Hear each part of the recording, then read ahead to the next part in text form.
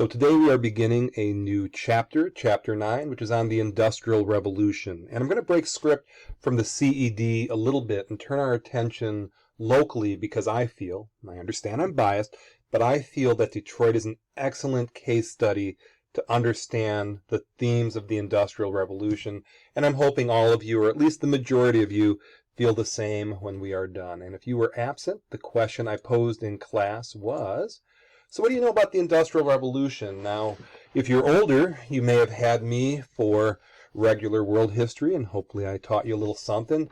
And this handsome, wonderful man here might have taught you something in ninth grade. But when I pose this question to people, almost always the first two answers, machines and assembly lines and factories. That's kind of embedded in people's brains. Some people come up with cities. People move to the cities, or they say urbanization if they're a little more highbrow. Pollution. Some people focus on the environmental side of things. A lot of people come up with the tangible items, cars, planes, radios, washing machines, that kind of thing that was built on an assembly line. Tough for the workers. Bosses got rich. You know, we start talking about capitalism, and is capitalism fair? Is laissez-faire capitalism? Okay, that kind of thing. And some people come up with these reminders that we are the motor city. To this day, Detroit is the motor city, or Pittsburgh is the steel city, or some of you have been to Battle Creek, which is called Cereal City. So cities take on the identity of the industry. Hershey's is Chocolate City, that kind of thing. Populations go up. A lot of immigrants left to get factory jobs. And the really highbrow people remember that it did start in Europe and spread to the United States. So another revolution, a revolution getting rid of the old way and replacing it with something new. In this case, factories. Okay, so the next question I posed in class was Detroit. So what do you already know about this city? Now, a lot of you knew that 8 Mile was the divide between the suburbs and the city. Granted, our school is just south of 8 Mile, but we are west of the city for a few miles. Suburbs. You know, why did Livonia open up? What suburbs are wealthy? What suburbs are middle class? What suburbs are kind of poor? The summer of '67, the cause of the decline. Some people know about that from movies or what have you, or talking to older relatives. A lot of you knew that we were called the Motor City.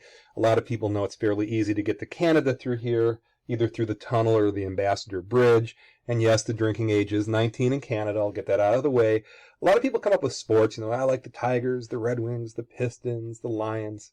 Well, less the Lions, because the Lions are disappointing, but I digress. Museums, a lot of people think of the cool museums, the Michigan Science Center, and the Charles Wright Museum, and the DIA, and the library downtown. A lot of cool stuff downtown.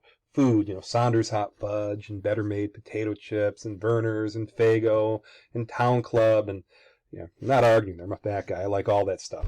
But a lot of it was the fun stuff with the city. You know, I went to the city and had a good time. You know, I went to this music festival, that kind of thing. The negative side I usually get is crime.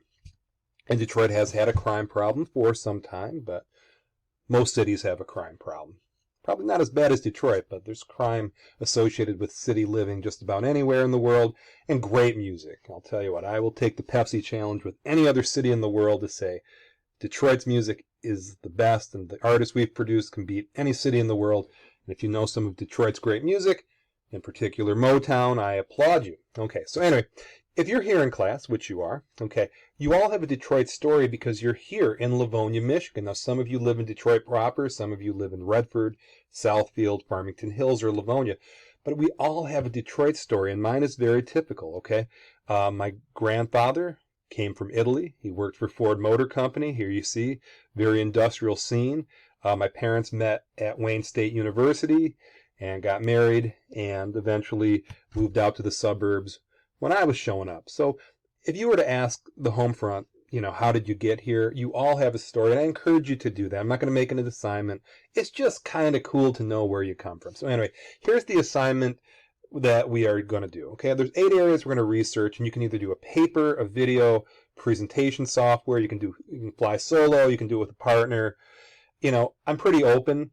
Okay, because I want you to kind of get a general idea of what the Industrial Revolution was about and learn about the town we live in. Now, big point.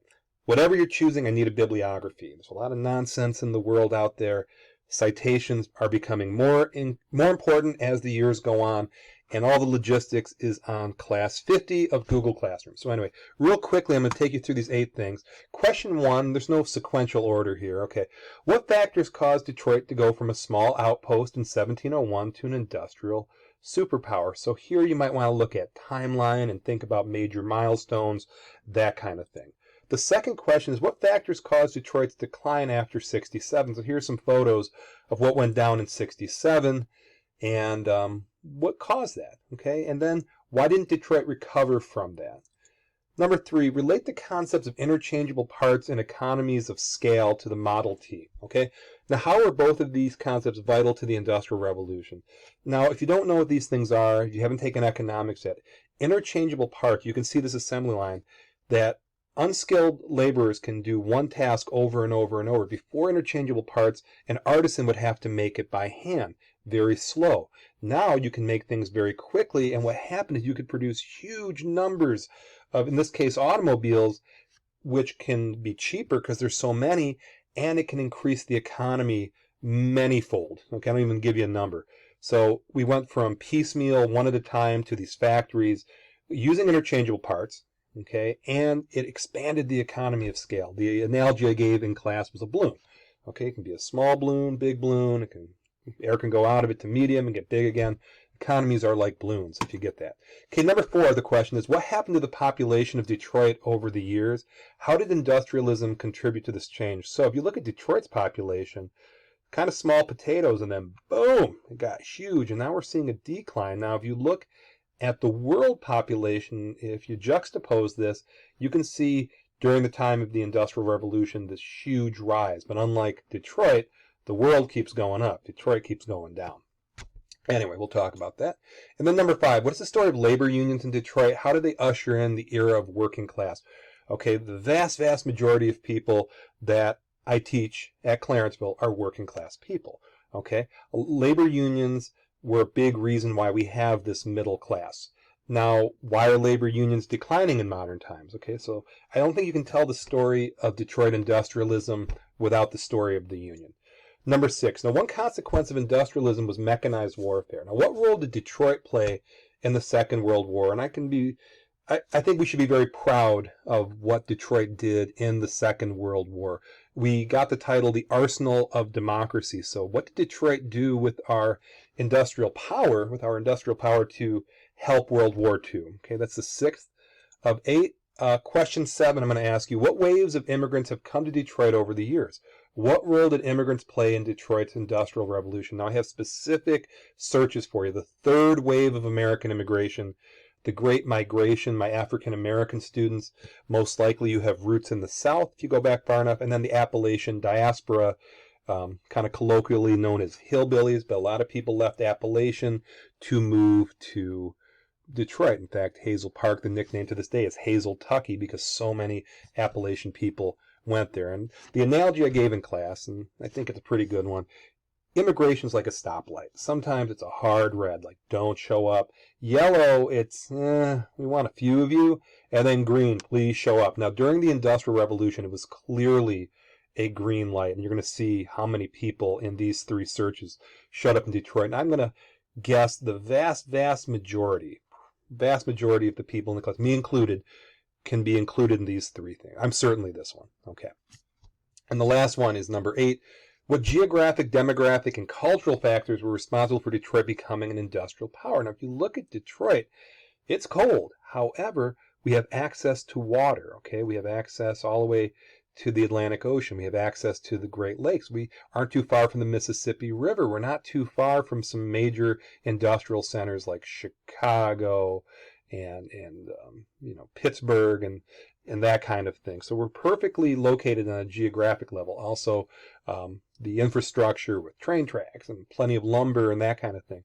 Now, in terms of demographic, it's related to this, how immigrants played a role in Detroit, and then cultural. When we became an industrial culture, how did Detroit fit into that or even help create that cultural factor? So here's a quick cultural moment. You getting in a car, going on a road trip, and going through a drive-through and getting a hamburger. Okay, that's a really industrial process across the board.